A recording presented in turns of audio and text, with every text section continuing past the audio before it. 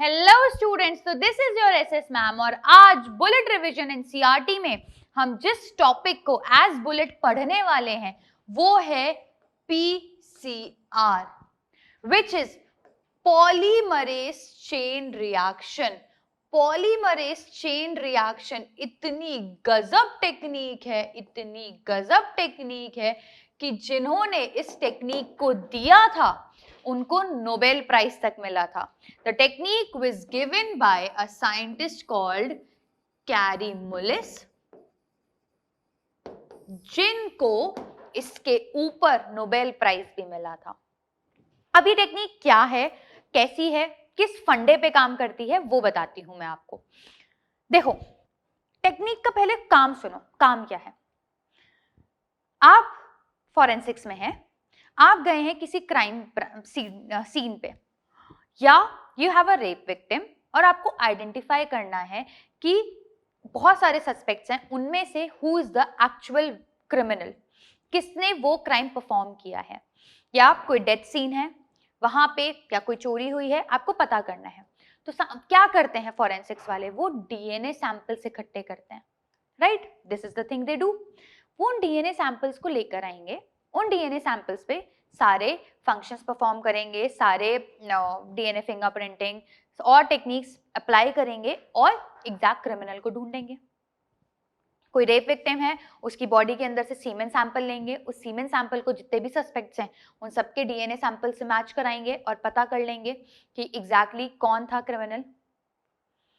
अब एक चीज सोचो, उस क्राइम सीन पे हमें हार्डली कोई डीएनए मिलेगा, क्योंकि ऑब्वियसली जो क्रिमिनल है वो इस तरीके से काम करके जाएगा कि वो पीछे सबूत ना छोड़े। हमें बहुत माइन्यूट सा डीएनए मिल गया। फॉर एग्जाम्पल, जो इंसान जिसकी डेड बॉडी मिली है उसके नाखून में से उसकी थोड़ी सी खाल निकल आई, या उसके बॉडी पे कहीं पे उसका बाल रह गया थोड़ा सा, हार्डली ऐसा कुछ मिलेगा। उसमें से हम डीएनए आइसोलेट करेंगे, वो तो बहुत थोड़ा सा डीएनए आइसोलेट होगा। उस पे तुम्हें इतने सारे टेक्निक्स परफॉर्म करने हैं ताकि तुम रिजल्ट दे सको। It is not possible. तो उसके लिए सबसे पहले क्या किया जाता है कि डीएनए की क्वांटिटी को एम्प्लीफाई किया जाता है, डीएनए की क्वांटिटी को बढ़ाया जाता है। या हम हमारी रिकॉम्बिनेंट डीएनए टेक्नोलॉजी कर रहे थे तो हमने डीएनए आइसोलेट किया, हमने रेस्ट्रिक्शन एंजाइम से काम कराया, जीन ऑफ इंटरेस्ट को अलग से निकाल लिया, सेपरेट कर लिया जेल इलेक्ट्रोफोरेसिस की हेल्प से, पर वो जीन ऑफ इंटरेस्ट तो इतना सा आया है, उससे मेरा पूरा रिकॉम्बिनेंट डीएनए कैसे निकलेगा?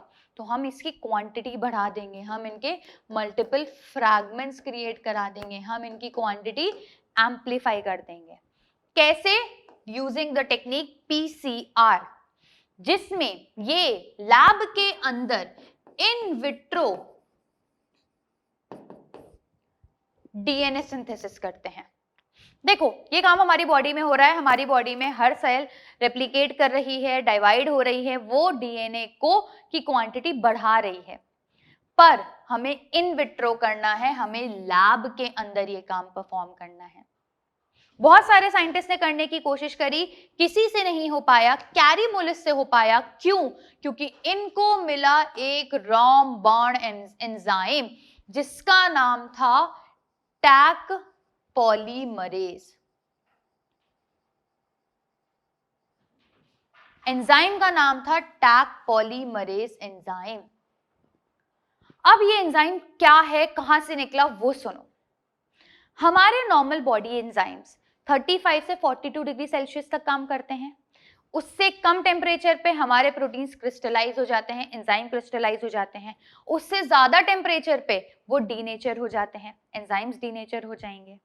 तो ये जो टेम्परेचर का लफड़ा था ना, उस लफड़े के कारण कोई भी इंसान लैबोरेटरी के अंदर डीएनए बना नहीं पा रहा था। पर कैरी मुलिस को मिला एक बैक्टीरिया, जिस बैक्टीरिया का नाम था थर्मस अक्वेटिकस। उस बैक्टीरिया का नाम क्या था? थर्मस अक्वेटिकस। थर्मस, थर्मल पानी, थर्मल गरम, अक्वेटिकस अक्वेटिक ऑर्गेनिज्म पानी। रिलेट करो तो जो हॉट वाटर स्प्रिंग्स होते हैं उसके अंदर एक बैक्टीरिया मिलता है थर्मस अक्वेटिकस। अब वो तो रहता ही एकदम गर्म पानी में है, तो उसके एंजाइम्स इस तरीके से अडेप्टेड हैं कि वो 90-100 डिग्री सेल्सियस तक काम कर सकते हैं। उसके अंदर से जो इन्होंने पॉलीमरेज एंजाइम निकाला, डीएनए पॉलीमरेज एंजाइम निकाला, उसका नाम रखा टैक पॉलीमरेज। थर्मस का टी, एक्वेटिकस का AQ, टैक पॉलीमरेज एंजाइम। और ये टैक पॉलीमरेज एंजाइम बहुत हाई टेम्परेचर तक भी जिंदा रहता था। एंड दैट इज वाई ये पूरी टेक्निक पॉसिबल हो पाई। कैरीमोलिस को इसी के कारण नोबेल प्राइज मिला। अब ये क्या हुआ, कैसे हुआ, उसको देखते हैं हम फटाफट।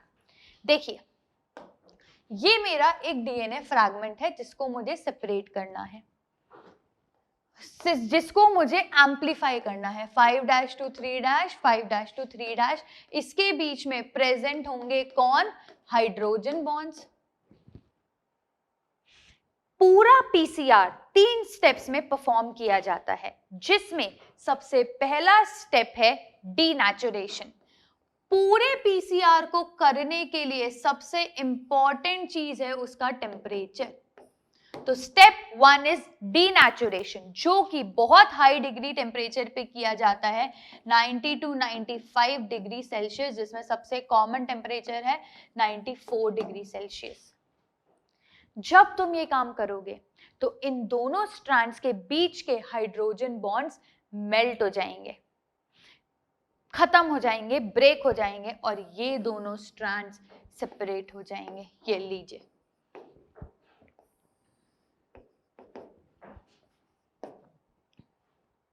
ये बॉन्ड्स हो गए सेपरेट।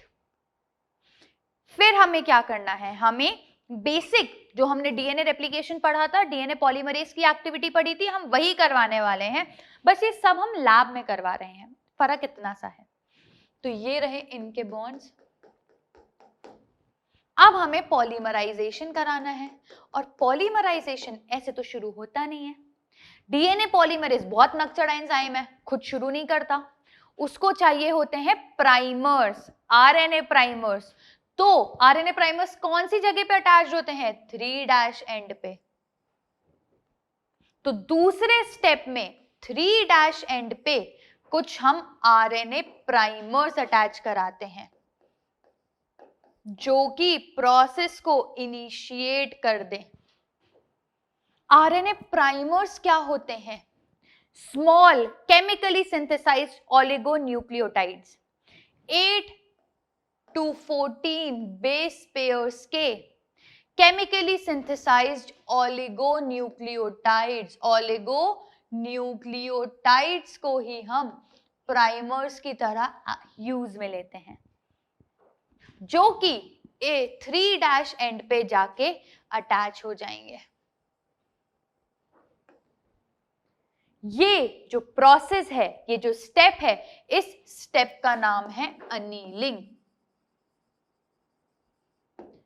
जो कि 55 to 65 डिग्री सेल्सियस पे होता है, या मोर प्रिसाइसली 50 to 65 डिग्री सेल्सियस पे परफॉर्म होता है।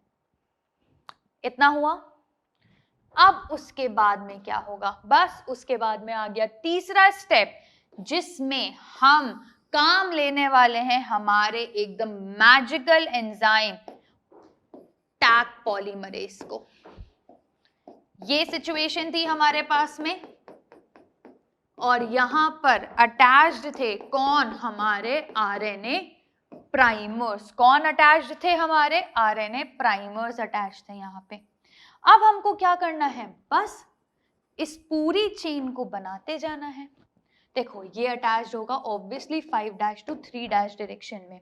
पॉलीमरेज एंजाइम 5' to 3' डायरेक्शन में काम करता है, तो यहां पर भी ये इस चेन को और बनाने लग जाएगा। कौन से डायरेक्शन में, इस डायरेक्शन में, और यहां पर इस डायरेक्शन में। कौन करने लग जाएगा ये काम, स्टूडेंट्स? ये काम करेगा हमारा enzyme Taq polymerase. Taq polymerase enzyme के कारण ये काम हो पाएगा।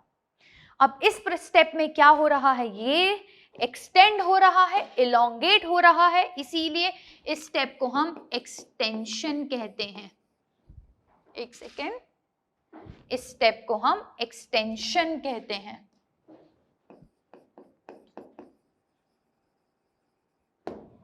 या फिर इलोंगेशन कहते हैं।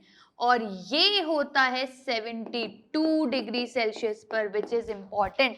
टैग पॉलीमरेज कौन से टेम्परेचर पे काम करता है? 72 डिग्री सेल्सियस पर।